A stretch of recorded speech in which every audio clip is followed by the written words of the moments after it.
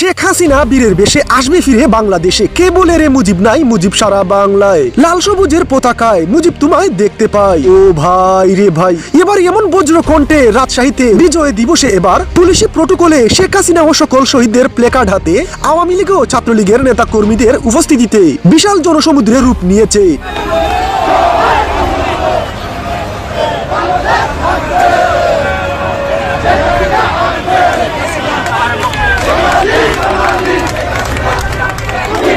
বাইরে ভাই, 16 ডিসেম্বর মহান বিজয় দিবসে আওয়ামী লীগ নিজেদের সকল শক্তি নিয়ে মাঠে নেমেছে।